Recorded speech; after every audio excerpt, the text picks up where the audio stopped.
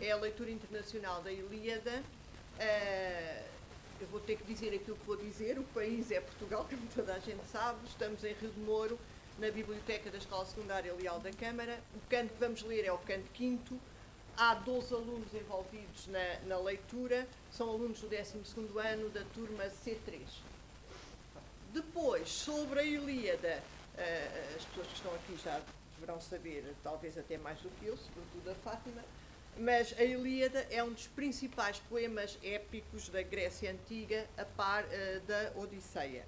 É considerada a obra fundadora da literatura ocidental e uma das obras mais importantes da literatura mundial. A sua autoria é atribuída a Homero, que viveu no século VIII a.C., embora ainda hoje se discuta a verdadeira autoria da obra, bem como se discute também se Homero existiu realmente. Portanto, isto foi há muito tempo, é normal que assim aconteça. A Ilíada não foi criada totalmente por Homero, é proveniente da tradição oral. Era uma obra tão importante que ocupava o centro da Biblioteca de Alexandria, que foi uma das mais célebres bibliotecas da história e um dos maiores centros de saber da antiguidade. A Ilíada, conjuntamente com a Odisseia, tornou-se o modelo da poesia épica, seguido pelos autores clássicos todos, como, por exemplo, por Virgílio, na sua Eneida. O título Ilíada remete para Iliu, ou Ilion, eu devo estar a ler mal, porque eu não sei grego, que quer dizer Troia. E narra os acontecimentos decorridos durante 50 dias no último ano da Guerra de Troia. Não sabiam que Helena era a mulher mais bela do mundo, ela era filha de Zeus e Leda. Dada a sua beleza, Helena tinha muitos pretendentes e o pai não sabia bem com quem é que a haveria de casar. Então, Ulisses, que era rei de Ítaca e também um dos pretendentes, diz ao rei, propõe que todos os pretendentes jurassem que protegeriam Helena, fosse qual fosse a escolha do seu pai, fosse qual fosse com quem ela casasse.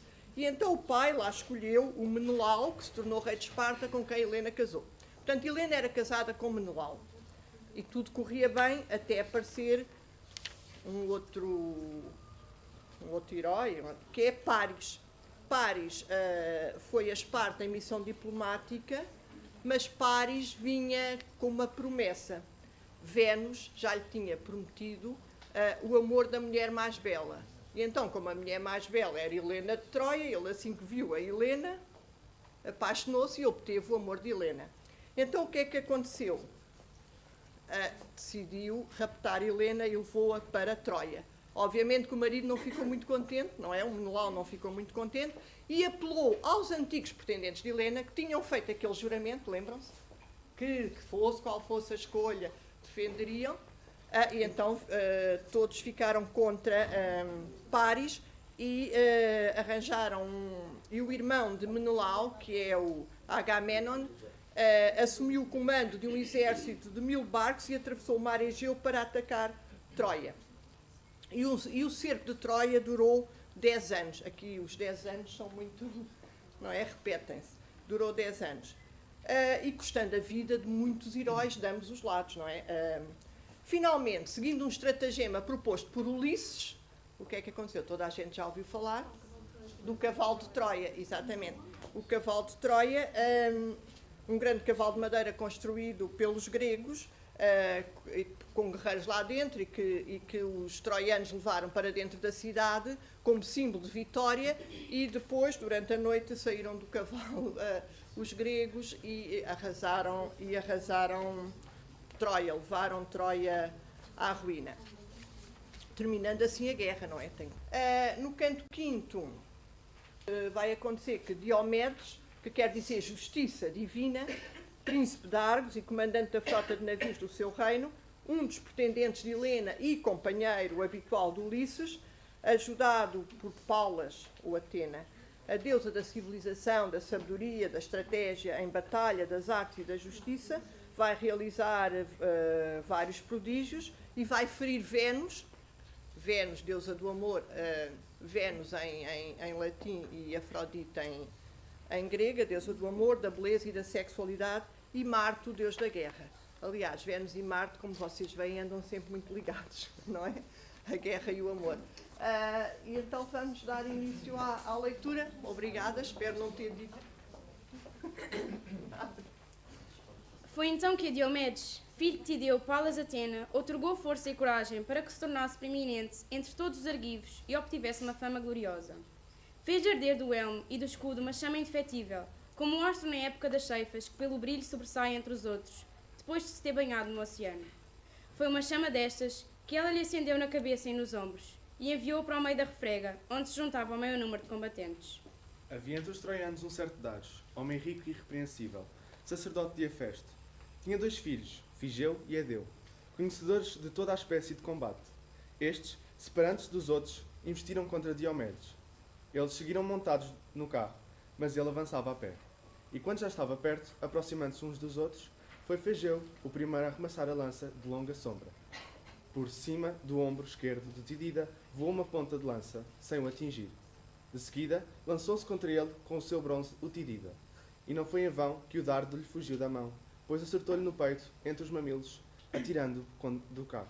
Ideu saltou para trás, deixando o lindíssimo carro, sem ousar colocar-se de plantão para proteger o cadáver do irmão. Não teria, aliás, escapado à escuridão do destino, se Hefesto não o tivesse protegido, escondido nas trevas, para que todo o sacerdote idoso não fosse acometido pela dor. Os cavalos é que o magnânimo filho de Tideu arrebatou, dando-os aos companheiros para levarem até às côncavas naus. Quando os magnânimos troianos viram os filhos de Dares, um em fuga e outro chacinado ao lado do carro, desanimou-se o coração de todos. Porém, Atena de olhos garços pegou na mão de Ares, furioso, e assim lhe dirigiu a palavra.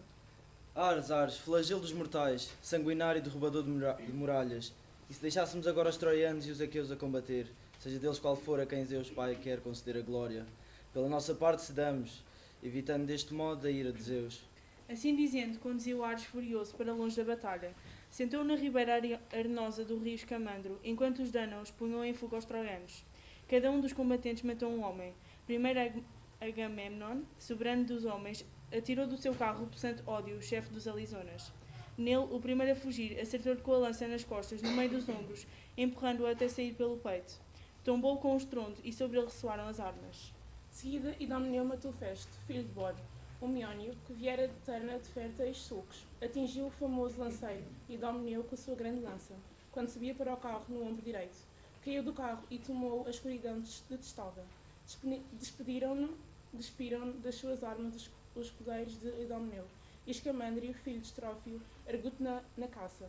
Foi morto pela lança pontiaguda do Atrida Menelau, ele o excelente caçador. A própria Artemis lhe ensinara a matar todas as criaturas que nas montanhas nutrem as florestas. Mas nada lhe serviu agora a Artemis, a Acheira, nem a perícia com o arco, em que antes fora excelente.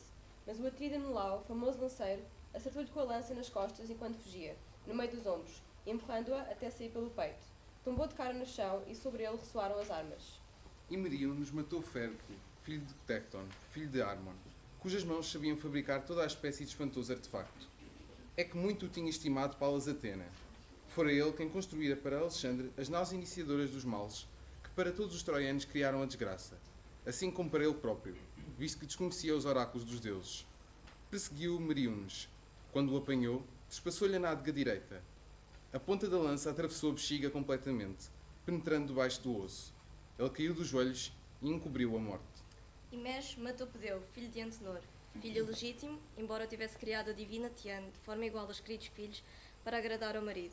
Dele se aproximou o filho de Fileu, famoso lanceiro, atingindo-o com a lança afiada no nervo do pescoço, e o bronze cortou por completo a língua debaixo dos dentes. Tombou no pó e seus dentes morderam a friança do bronze. Eurípo, filho de Evnor, matou o divino Hypsenor, filho do altivo do Ópion, a quem fizeram sacerdote dos Camandro, honrado pelo povo como um deus. Contra ele, investiu Eurípo, glorioso filho de Evnor, quando fugia à sua frente e a meio da corrida lhes feriu um golpe no ombro com a espada, decepando-lhe o braço pesado. O braço caiu ensanguentado por terra, e, sobre os seus olhos, caíram a morte púrpura e o destino ingente. Assim se esforçavam eles na labutação da refrega.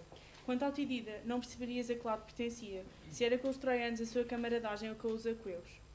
É que ele irrompia pela planície, semelhante ao rio no auge da torrente invernosa, cujo caudal arrasta os diques.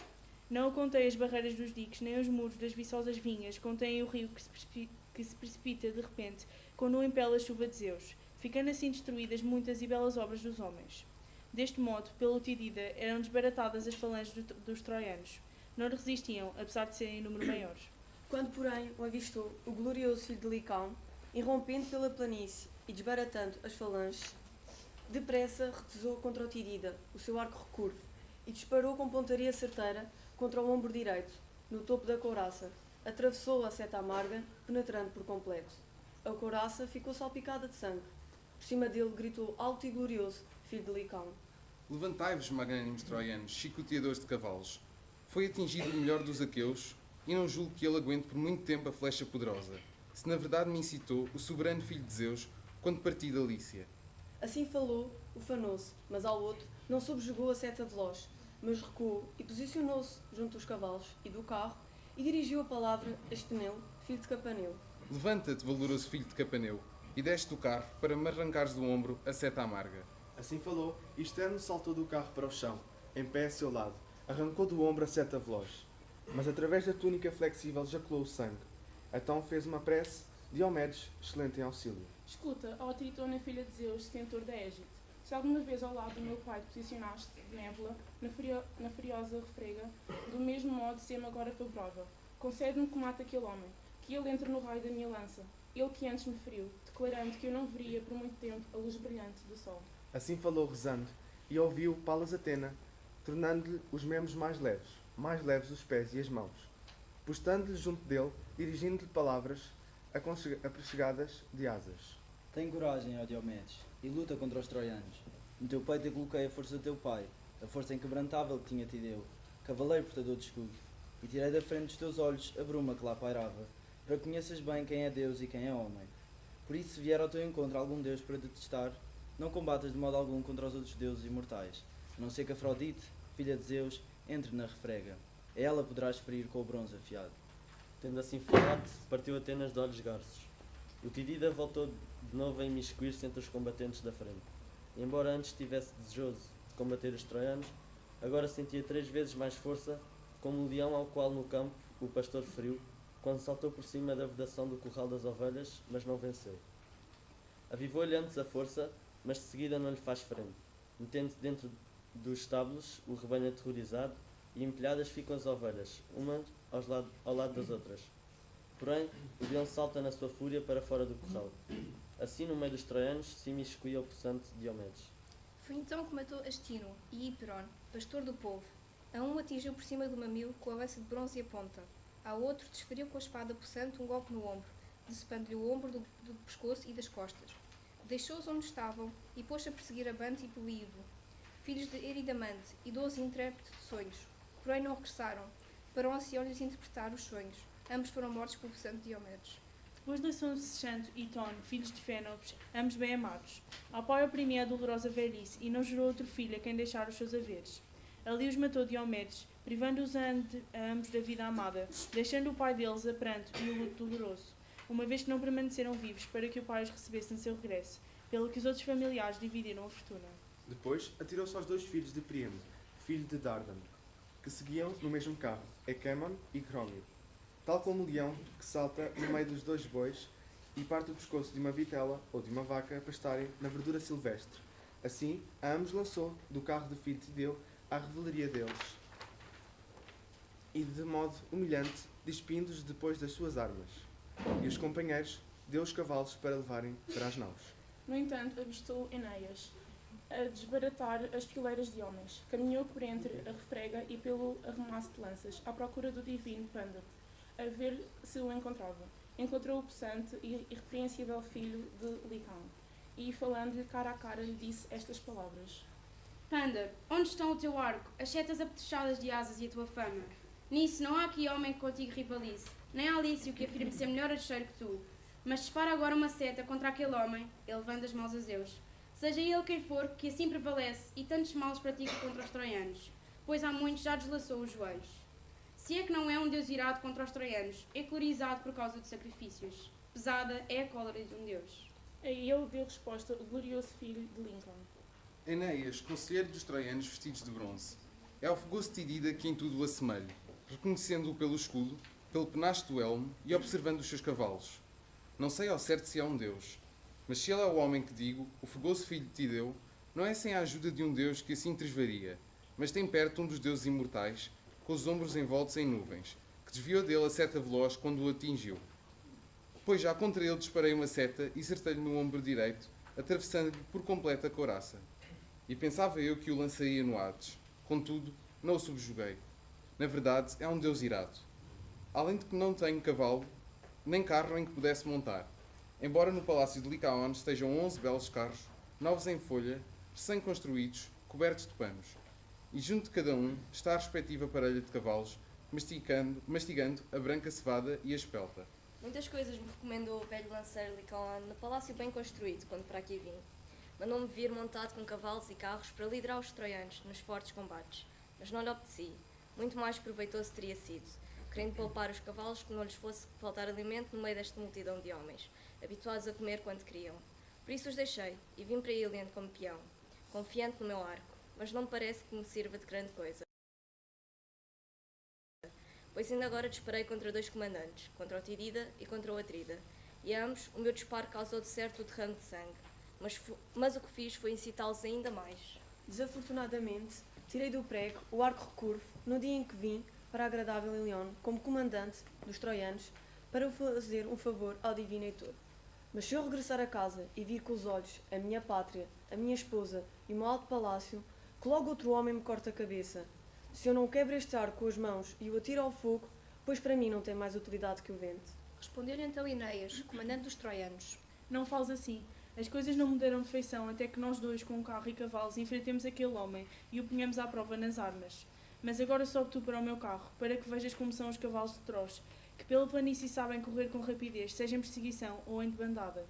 Ambos nos levarão a salvo para a cidade, se de novo Zeus outorgar a glória de Diomedes, filho de Tideu. Mas pega tu agora no chicote e nas rédeas reluzentes. Serei eu a desmontar do carro para combater.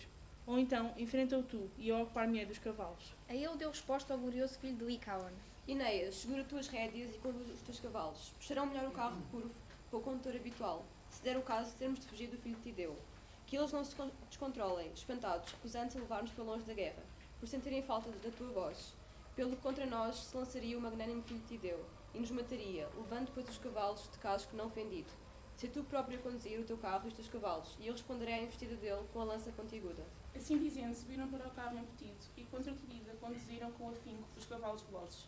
Viu o externo, glorioso filho de Capaneu, e logo disse ao Tidida palavras apetechadas de asas. Tidida Diomedes, que encantas o meu coração, vejo 2 homens possantes avançando para te combater, ambos dotados de força desmesurada. Um deles é bom archeiro, Pandar, que declara além do mais ser filho de Licaon. O outro é Enéas, que do irrepreensível Anquises declara ser filho, ele que tem como mãe a deusa Afrodite.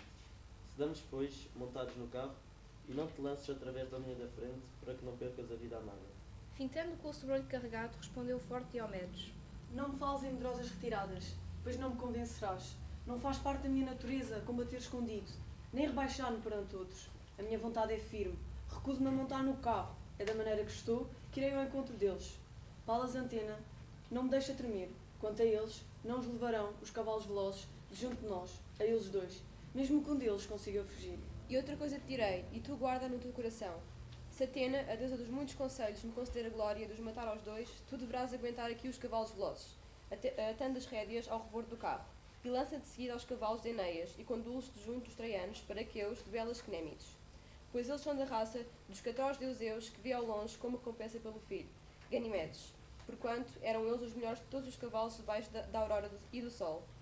Desta raça furtou descendência em Quinces, senhor dos homens, deixando cobrir as suas éguas, sem que Laomedonte se apercebesse. Destas éguas nasceram no palácio 6 poldros, ficou ele com 4 deles, para criar nas manjedouras. Mas ofereceu 2 a Enéas, congeminador de bandadas. Se apanhássemos estes cavalos, ficaríamos com fama excelente. Eram estas as palavras que diziam um ao outro, e depressa se aproximaram dos outros 2, que conduziam os cavalos velozes. O primeiro a falar foi o filho glorioso de Licaon. Filho do altivo Tideu de coração possante e fogoso, na verdade não te subjugou a minha célere flecha, seta amarga, mas agora tentarei atingir-te com a lança, se eu conseguir. Assim falando, apontou e arremessou a lança de longa sombra. acertando no escudo de Tidida, e através do escudo penetrou a bronze e a ponta, atingindo o colete. Por cima dele, gritou bem alto o glorioso filho de Licaon. Foste atingido no baixo ventre, pelo que não julgo que muito tempo aguentarás. E acima desta glória. Sem receio, lhe deu resposta o possante Diomedes. Atiraste ao lado. Não acertaste. Porém, não penso que vós dois desistireis, até que um ou outro, tombando, farto de sangue o deus Ares, guerreiro do escudo de cabedal. Assim falando, atirou a lança, e Atena guiou-a até ao nariz, entre os olhos de Pândaro. Penetrou através dos alvos dentes. O bronze renitente cortou a língua pela raiz e a ponta da lança saiu por baixo, pela base do queixo. Tombou do carro e ressoaram por cima dele as armas reluzentes e faiscantes. Desviaram-se para o lado os cavalos velozes, e foi aí que o deixaram a força e a vida. Porém Enéas saltou para o chão, segurando o escudo e a lança comprida, receoso de que os aqueus arrastassem o cadáver, posto de plantão por cima de Pândaro, como um leão confiante na sua força, segurando à frente o escudo e a lança, pronto a matar quem tentasse pegar no cadáver. Emitiu um grito medonho, mas o Tidida com a mão pegou numa rocha, coisa tremenda, que nem 2 homens levantariam dos mortais de hoje. Sem dificuldade, levantou só. E com ela atingiu Enéas na anca, no sítio onde a coxa se junta à anca, ouço que os homens chamam a taça. Isto lhe assou a taça, lacerando também ambos os tendões. A rocha lacerando rasgou-lhe a carne. O herói caiu de joelhos e, com a mão possante, se rescou contra a terra. A escuridão da noite veio cobrir-lhe os olhos. E agora teria perecido Enéas, soberano dos homens, se Arguta não se tivesse apercebido, a filha de Zeus, Afrodite, sua mãe, que o concebeu para Anquises quando ele tratava do gado. Em torno do filho amado lançou ela os alvos braços, estendendo à frente dele uma prega da sua veste resplandecente como barreira contra os projéteis. Não fosse algum dos dânaos, de rápidos poldros, arremessar-lhe bronze contra o peito e roubar-lhe a vida. Levou ela então o filho amado para longe da guerra. Mas o filho de Capaneu, não ouvido as recomendações que lhe fizera Diomedes, excelente em auxílio, manteve os próprios cavalos de casco não fendido, longe da refrega, atando as rédeas ao rebordo do carro, e lançou-se em direção aos cavalos de belas crinas de Enéas, para os levar dentre os troianos, para os aqueus de belas Cnémides. Deu-os ao querido companheiro Deipilo, que entre todos da sua idade ele mais estimava pela consonância de espírito, deu-lhes para ele ser deles para ser ele a levá-los até às côncavas naus. O herói montou então no seu carro e pegou nas rédeas resplandecentes, e depressa conduziu os cavalos de fortes cascos em demanda do Tidida. Mas ele perseguiu a deusa Cipris com o bronze afiado, sabendo que ela era uma deusa débil e não uma das deusas que se impõem no meio das guerras dos homens. Não era Atena, nem Énio, saqueadora de cidades. Mas quando chegou ao pé dela, após tê-la perseguido por entre a multidão, foi então que o filho do magnânimo Tideu lhe feriu a superfície da mão, delicada, com o bronze afiado, e de imediato a lança lacerou a carne, através da veste ambrosial que as próprias graças lhe tinham tecido, na parte do pulso, acima da palma da mão. Jorrou o sangue imortal da deusa, o icor, que tem seu fluxo nos deuses bem-aventurados. É que eles não comem pão nem bebem o vinho frisante, e por isso são exangues e têm o nome de imortais. A deusa gritou alto e deixou cair o filho, mas tomou nos seus braços Febo Apolo e envolveu numa nuvem escura, não fosse alguns dos danos de rápidos poltros, arremessar-lhe bronze contra o peito e roubar-lhe a vida. Mas gritando alto, lhe disse Diomedes, excelente em auxílio: Afasta-te, ó filha de Zeus, da guerra e da refrega. Não te basta iludir das mulheres na sua debilidade? Mas se pretendes entrar na guerra, penso que a guerra te fará estremecer, só de ouvires falar dela de longe. Assim falou, e ela partiu desesperada, em grande aflição. Foi ir de pés como o vento que a levou da liça, acabrunhada de dores. Até a linda pele se escurecia. De seguida, à esquerda da batalha, encontrou sentado Ares furioso, a lança reclinada contra uma nuvem. Ali estavam os seus cavalos velozes. Caindo de joelhos, logo implorou Afrodite ao querido irmão, que lhe emprestasse os cavalos com adereços de ouro. Querido irmão, acode-me e dá-me os teus cavalos, para que possamos chegar ao Olimpo, onde fica a sede dos imortais. Estou muito aflita por causa da ferida infligida por um homem mortal, o Tidida, que neste momento até contra Zeus Pai combateria. Assim falou, e Ares deu-lhe os cavalos com adereços de ouro. Ela subiu para o carro, desesperada no seu coração, e para junto dela subiu Íris, que com as suas mãos pegou nas rédeas. Com o chicote incitou os cavalos, que não se recusaram a correr, e depressa chegaram à sede dos deuses, o escarpado Olimpo. A um dos cavalos referiu a rápida Íris de pés como o vento, soltando-os do carro. À sua frente atirou o pasto ambriosal, mas a divina Afrodite lançou-se sobre os joelhos de Dione, sua mãe, e ela, do seu lado, abraçou a filha, e, acariciando-a com a mão, falou-lhe pelo nome. Querida filha, quem entre os deuses celestiais te tratou tão depravadamente como se andasse a claras a praticar o mal? E ela deu resposta a Afrodite, deusa dos sorrisos. Feriu-me o filho Tideu, o altivo Diomedes, porque eu afastava da guerra o meu filho amado, Enéas, que me é de longe o mais caro de todos. Pois não é entre troianos e aqueus o combate tremendo, mas já os Danaos combatem contra os deuses imortais. Então lhe deu resposta Dione, divina entre as deusas. Aguenta, querida filha, e refreia-te. Apesar do que sofres, muitos de nós que no Olimpo temos nossa morada já sofremos às mãos dos homens, porque queremos dar tristes dores uns aos outros. Sofreu Ares quando Oto e Possante e Fialtes, filhos de Alueu, o aprenderam com fortes correntes. 13 meses ficou preso num jarro de bronze. Então teria parecido Ares que da guerra se não sacia, se a madrasta deles, a lindíssima Eribeia, não tivesse avisado Hermes. Foi ele que às escondidas tirou Ares, já desesperado, pois as correntes o esmagavam. Também sofreu Hera, quando o pesante filho do anfitrião a atingiu no seio direito com uma flecha de farpa tripla. Tomou-a nessa altura uma dor impossível de acalmar. Além destes, sofreu uma seta veloz o monstruoso Hades, quando o mesmo homem, filho de Zeus, detentor da égide, o atingiu em pilos no meio dos mortos, entregando-o à dor. Hades dirigiu-se ao palácio de Zeus no Alto Olimpo, sofrendo no coração, trespassando de dores. É que a seta entrara-lhe pelo ombro enorme e atormentara-lhe o espírito.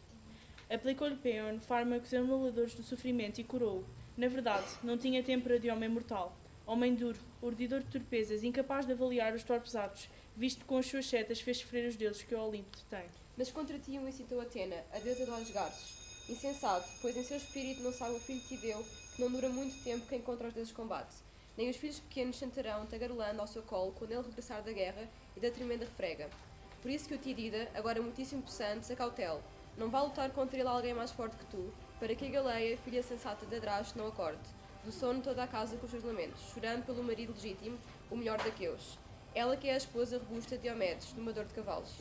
Assim falou, e com ambas as mãos limpou o ícor do braço. O braço melhorou e as dores profundas acalmaram, mas ao olharem para ela tentaram Atena e Hera provocar Zeus Crónida com palavras mordazes. Quem tomou a primeira palavra foi Atena, de olhos garços. Zeus pai, ecolorizar-te-ás em relação àquilo que eu disser? Na verdade, Cipris tem estado a incentivar uma das mulheres aqueias a seguir os troianos, a quem ela tanto estima. E ao acariciar uma dessas aqueias de belos vestidos, na dourada pregadeira, arranhou Afrodite a sua mão delicada. Assim falou, sorriu o pai dos homens e dos deuses, e chamando a dourada Afrodite, assim lhe disse: A ti, querida filha, não te são dados os fortes guerreiros. Ocupa-te antes com os fortes do desejo no casamento, que estas coisas digam respeito ao célebre Ares e Atena. Enquanto deste modo diziam estas coisas entre si, contra Enéas investiu Diomedes, de excelente auxílio, embora soubesse que ele estava nos braços de Apolo. Mas nem perante o grande Deus sentia reverência, sempre desejoso de matar Enéas para o despir das belas armas. 3 vezes se lançou com vontade de o matar, e 3 vezes o repeliu Apolo com o escudo reluzente. Mas quando pela 4ª vez se lançou como um deus, com um grito terrível, e falou Apolo que age de longe. Pensa, ó Tidida, e cede. Não queiras pensar coisas iguais às que pensam os deuses, pois não é a mesma raça, dos deuses imortais e a dos homens que caminham sobre a terra. Assim falou. E a Tidida afastou-se um pouco para trás, para evitar a cólera de Apolo que acerta ao longe. E para longe da refrega foi Enéas levado por Apolo, para a Sacra Pégramo, onde lhe fora construído o templo. Foi Eclete e Ártemis, a archeira, o curaram e glorificaram no grande santuário. Porém, Apolo do Arco de Prata formou um fantasma igual ao próprio Enéas e armado do mesmo modo. E em redor do fantasma os troianos e divinos aqueus golpearam as fivelas de cabedal em torno dos peitos uns dos outros, os escudos redondos e os coros franjados. Então, a Ares furioso dirigiu a palavra a Febo Apolo. Ares flagelo dos mortais, sanguinário derrubador de muralhas, entrando tu próprio na refrega, não quererás de lá tirar este homem, o Tidida, que neste momento até contra Zeus pai combateria. Cipris feriu ele primeiro de perto no pulso do braço, e depois lançou-se contra mim mesmo, igual a um deus. Assim falando, sentou-se na maior elevação de Pérgamo, ao passo que Ares maligno entrou pelas fileiras dos troianos, semelhante ao célebre Acamante, condutor dos Trácios, e aos filhos de Príamo, criados por Zeus, assim clamou: Ó filhos de Príamo, rei criado por Zeus, até quando permitireis que a hoste seja assassinada pelos aqueus?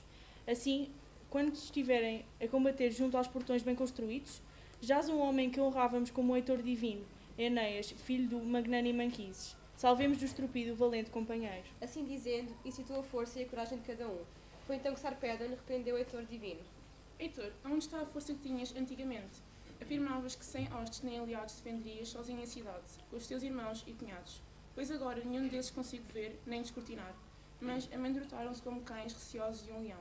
Nós é que estamos a lutar, nós é que somos os aliados. Na verdade, embora aliado, para aqui vim de muito longe, pois longe é Alícia, junto dos turvelinhos do Chanto, aonde deixei a esposa amada e meu filho ainda pequeno. E muitos ares, quais cobiça, quem deles está privado. Todavia incito os vícios e, por minha parte, sou desejoso de lutar contra um homem. Embora aqui não possua eu nada que os aqueus pudessem carregar ou levar para longe. Mas tu estás aí parado, nem ordenas às outras hostes que se detenham para proteger as suas mulheres. Como que tomados pela trama de um fio inelutável, oxalá não vos tornais espólio e presa dos homens inimigos, esses que depressa destruiriam a vossa cidade bem habitada. É a ti que cabe voar por tudo isto dia e de noite, suplicando os comandantes dos famigerados aliados, que jamais arredam pé para evitares uma forte censura. Assim falou Sarpedon, e as palavras morderam o espírito de Heitor. E logo do seu carro saltou armado para o chão, brandindo 2 lanças afiadas, percorreu todo o exército, incitando ao combate. E levantou o fragor tremendo de refrega. Reagruparam-se as tropas e posicionaram-se de fronte daqueus, mas os argivos, cerrados, não desarmaram nem se acobardaram. Tal como o vento dispersa o joio nas eiras sagradas de homens peneireiros, na altura em que a loira de Méter separa o trigo do joio entre as rajadas de vento e os montes de joios se embranquecem, assim os aqueus se embranqueciam por causa da nuvem de pó, que no seu meio o percutir das patas dos cavalos fazia subir até ao céu de bronze, ao juntarem-se de novo na contenda. Os aurigas viravam os cavalos, levaram em frente a força das mãos, porém com a noite escondeu Ares furioso o combater para favorecer os troianos, lançando-se por toda a parte. E assim obedeceu aos comandos de Febo Apolo, deus da espada de ouro, que incumbiria de acordar o espírito dos troianos, quando observou Palas Atenas a retirar-se, pois era ela que prestava auxílio aos Danaos. E o próprio Apolo levou Enéas para fora do seu rico santuário, e lançou força no coração do pastor do povo. Postou-se então Enéas no meio dos companheiros, que se alegraram ao verem-no vivo, incólume e detentor de força valente, mas sobre nada o interrogaram. Não o permitia outro esforço, que o deus do arco de prata levantava com Ares, flagelo dos mortais, e a discórdia sempre furibunda. Por seu lado, os 2 agentes, e Ulisses e Diomedes, incitavam os Danaos a combater, e eles próprios não se amedrontaram com a violência e as investidas dos troianos, mas permaneceram como um nevoeiro que o Crónida, quando não há vento, faz destacar nos píncaros das montanhas, imóvel, quando dorme a força do Bóreas e dos outros ventos furiosos que as nuvens sombrias dispersam por todo o lado com rajadas estridentes. Assim estacaram os Danaos sem medo dos troianos. E a Atrida percorreu a hoste, dando muitas ordens. Amigos, sede homens e assumirai-vos de vossos corações aguerridos. Tendo vergonha uns dos outros nos potentes combates. A maior parte dos homens com vergonha não morre, mas salva-se. Porém, dos que fogem, não vem renome nem vantagem.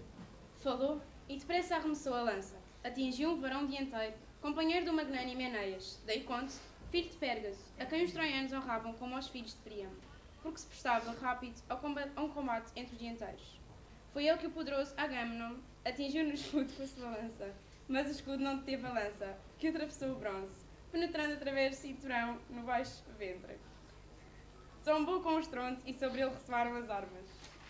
Então Enéas abateu 2 campeadores excelentes dos Danaos, e os filhos de Diócne, Creton e Orcíloco, cujo pai vivia nas bem fundadas Veras, homens ricos de sustento, da raça de rio Alfeu, que fluiu, na sua amplidão, através da terra dos Pílios, o que gerou Orcíloco para ser soberano de muitos homens. Orcíloco gerou o magnânimo Díocles, e de Díocles nasceram filhos gêmeos, Creton e Orcíloco, bons conhecedores de toda a espécie de combate. Quando ambos chegaram à idade viril, seguiram com os argivos nas escuras naus para Ilion, de belos cavalos, no intuito de conseguirem honra para os Atridas, Agamemnon e Menelau. Mas a ambos naquela terra cobriu o termo da morte. Tal como 2 leões nos píncaros das montanhas são alimentados pela mãe nas brenhas da funda floresta. E ambos arrebatam vacas e robustas ovelhas, dando cabo dos cercados dos homens, até que eles próprios são abatidos às mãos dos homens com o bronze afiado. Assim foram estes 2 subjugados pelas mãos de Enéas, e tombaram como se fossem altos pinheiros.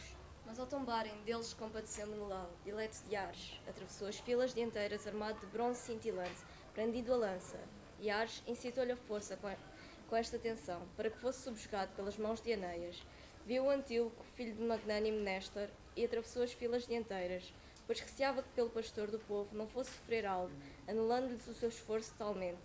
Ambos tinham os braços e as lanças pontiagudas estendidas um contra o outro, desejosos de combater, mas muito perto se postou Antíloco do pastor do povo. Enéas não permaneceu, rápido guerreiro embora fosse, quando viu os dois homens juntos um do outro. Porém, ele, tendo arrastado os mortos para a hoste dos aqueus, atiraram os desgraçados para os braços dos companheiros, voltando eles próprios para pelejar entre os dianteiros. Foi então que ambos abateram Pilemes, igual de Ares, comandante dos magnânimos escudeiros Paflagónios.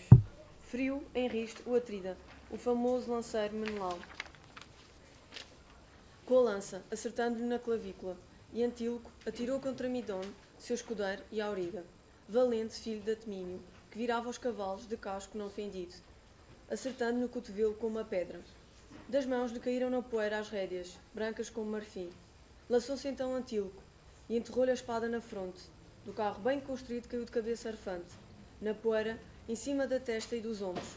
Muito tempo ali ficou, pois calhara cair em areia funda, até que com os seus coices os cavalos o derrubaram. Chicoteou-os Antíloco e conduziu-os para a hoste dos aqueus. Viu-os Heitor por entre as fileiras e investiu contra eles, gritando.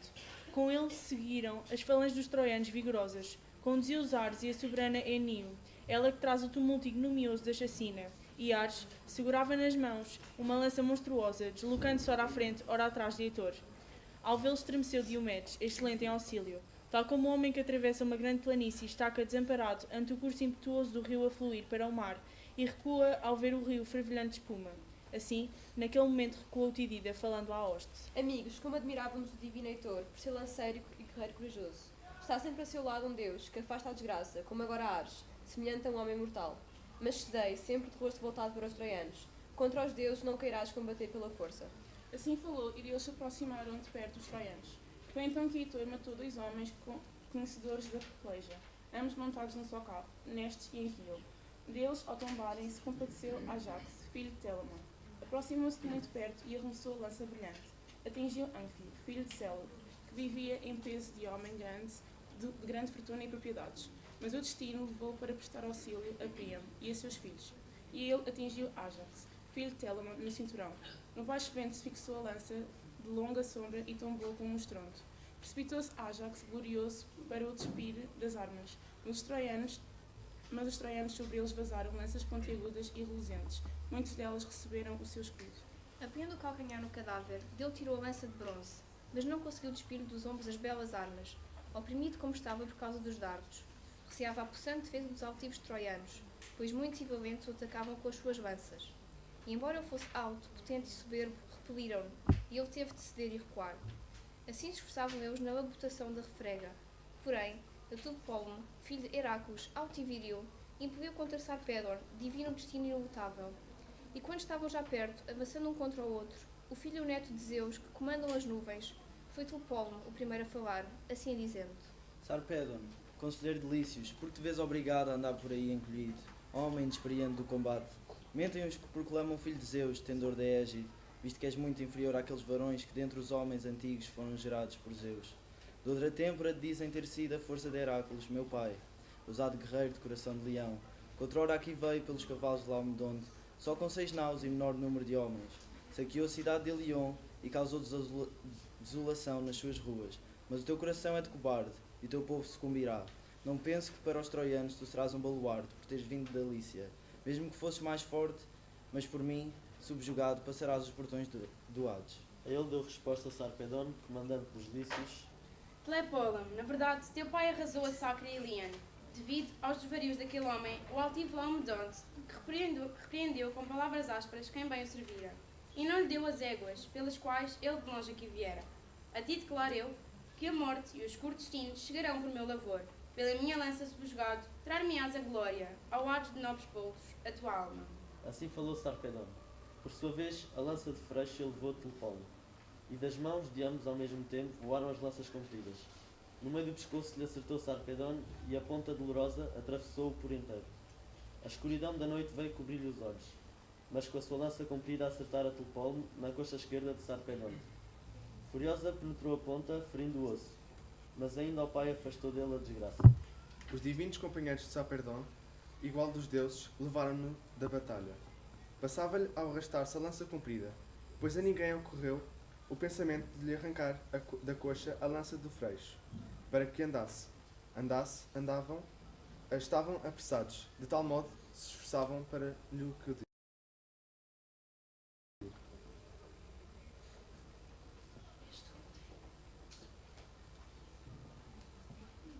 De outro lado, levaram Telepolo os aqueus de belas Cnémides para longe da batalha.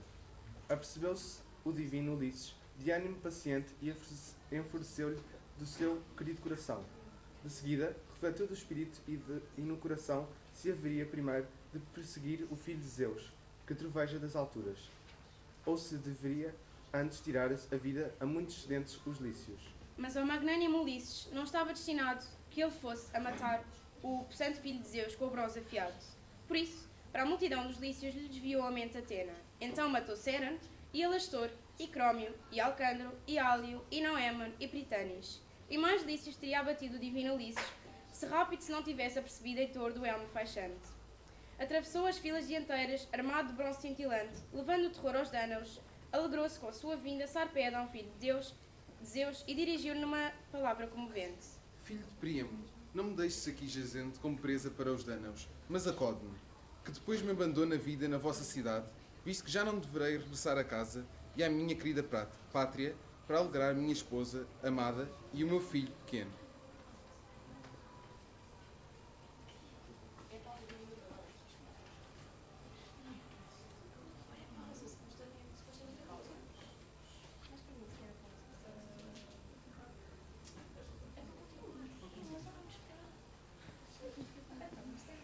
Assim falou, nada respondeu Heitor do elmo faiscante, mas apressou-se desejoso e o mais rapidamente possível repelir os argivos e a muito deles tirar a vida. Seus divinos companheiros sentaram-se a Sarpedon, igual dos deuses, debaixo de um lindíssimo carvalho de Zeus, detentor da égide, e da sua coxa extraiu a lança de freixo o possante Pélagon, que era o seu querido companheiro. Perdeu os sentidos e uma névoa se derramou sobre os seus olhos, mas depois voltou a si e o sopro do Bóreas o reanimou, ele que deploravelmente expirara a vida. Porém, sob o ímpeto de Ares e de Heitor, equipado de bronze, os argivos nem volviam em direção às escuras naus, nem mantinham a posição no combate, mas iam recuando cada vez mais, assim que ouviram estar Ares entre os troianos. A quem mataram então primeiro? A quem em último lugar? Heitor, filho de Príamo, e o bronze Ares. Teutrante, igual dos deuses, e o hípico estribeiro Orestes, e Treco, lanceiro de Itólia, e Inómelo, Heleno, filho de Inopes, e Oresbe da burla luzente, que vivia em Ilo, muito atento à sua fortuna, junto ao lago Cefísio, e perto dele outros, Diócios habitavam, detentores da terra muito fértil.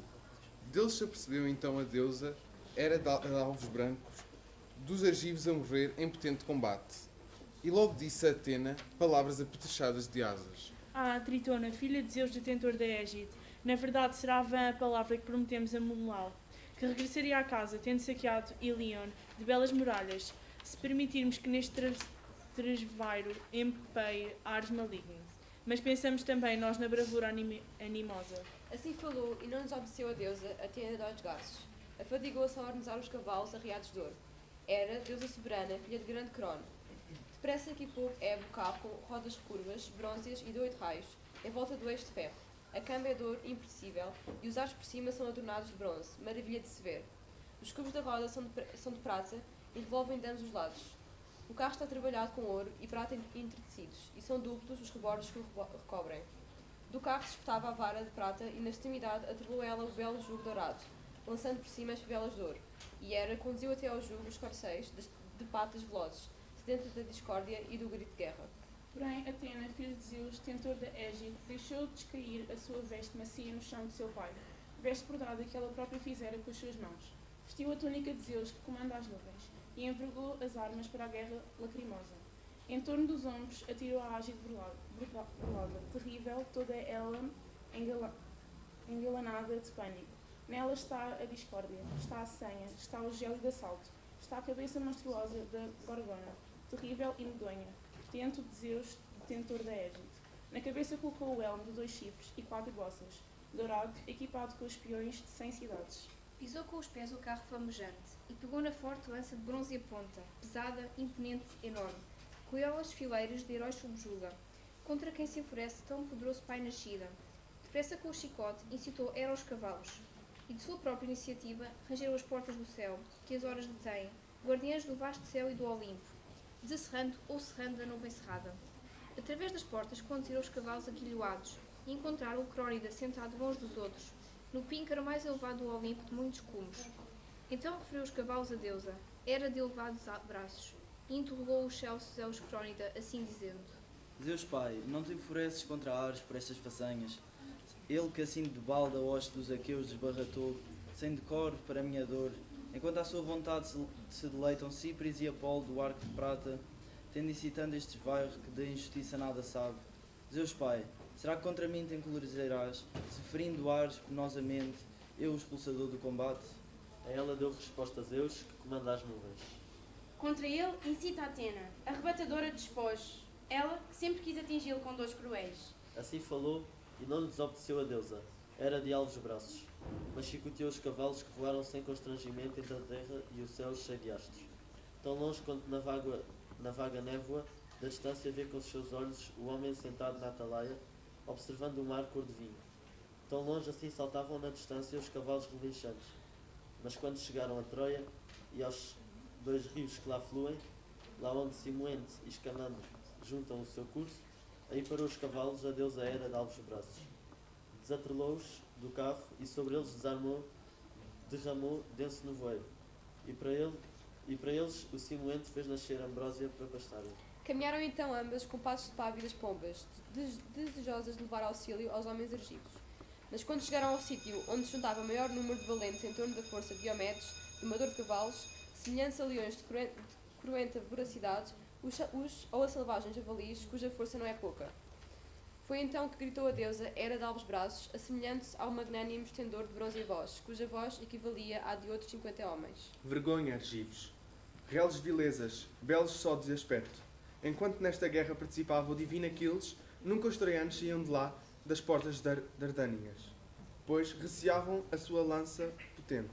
Agora, longe da cidade, pelejam junto às côncavas naus. Assim dizendo, incitou a coragem e o ânimo de cada um. Para junto do Tidida saltou a deusa, Atena, de olhos garços. Encontrou o soberano perto de seus cavalos e de seu carro, refrescando a ferida que com flecha Pândaro lhe infligira. O suor afligia-o debaixo do largo cinturão do escudo redondo.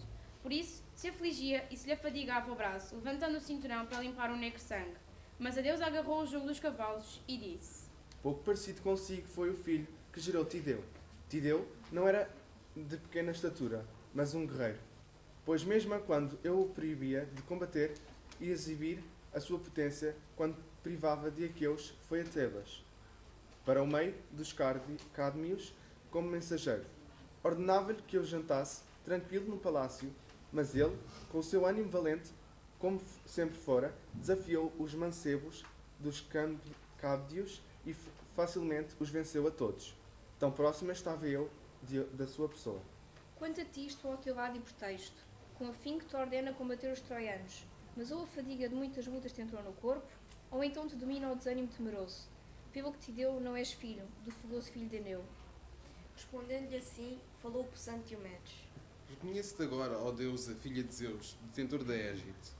Por isso de bom grado te falarei, sem nada esconder. Não é o desânimo temeroso que me domina, nem outro receio, mas ainda estou lembrado das ordens por ti impostas.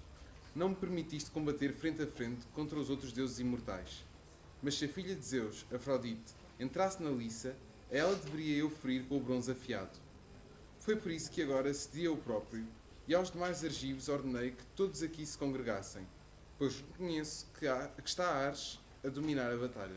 A ele respondeu a deusa, Atena de olhos garços. Tidida, Diomedes, que encantes o meu coração, não receis tu Ares por esse motivo, nem outro dos mortais, a tal ponto, sou eu a tua auxiliadora. Mas contra Ares, conduz primeiro os cavalos, de casco não fendido. Fere-o de perto, e não receis, Ares furioso, que aqui desvairam, esse florjado flagelo de todas as coisas para todos os homens. Ele, que antes falou comigo e com Hera, como se fosse combater contra os troianos e ajudar os argivos, mas agora está no meio dos troianos, esquecido de tudo isto. Assim falando, a deusa atirou do carro estendo-o ao chão, puxando-o para trás com a mão, e ele saltou álacre. Então subiu ela para o carro, para junto do divino Diomedes, uma deusa ávida de combater. Rangeu alto o carvalhoso eixo das rodas, pois o carro levava uma deusa e um nobre guerreiro. agarrou o chicote e as rédeas de Palas Atena e de imediato conduziu contra Ares e os cavalos de casco não fendido. Ora, Ares estava a despir das suas armas o musculoso Perifante. De longe o melhor dos etólios, glorioso filho de Océsio. Era a ele que despia Ares coberto de sangue. Mas Atena pôs na cabeça a gorra de Hades, para que Ares poderoso não a visse. E quando Ares, flagelo dos mortais, viu o divino Diomedes, deixou jazante onde estava o musculoso Perifante, no mesmo sítio onde o abatera e lhe tirara a vida, e foi direto contra Diomedes, domador de cavalos. Quando estavam já perto, avançando um contra o outro, Ares arremeteu por cima do jugo e das rédeas dos cavalos, com a lança de bronze, desejoso de privado de vida. Com a sua mão segurou a lança de Atena de olhos garços e atirou-a por cima do carro para seguir seu vão caminho. Em seguida, arremeteu Diomedes, excelente em auxílio, com a lança de bronze e apressou a Palas Atena, até ao baixo ventre, onde a cingia uma mitra protetora. Foi aí que o atingiu e feriu, rasgando a linda pele. De novo retirou a lança. Urrou então o bronze e o Ares, como urram 9.000 ou 10.000 homens, na guerra que se juntam no conflito de Ares. E um tremor dominou os aqueus e os troianos aterrados, de tal forma que urrou Ares que da guerra não se sacia. Tal como das nuvens surge a densa escuridão, quando do bafo canicular um vento agreste se levanta.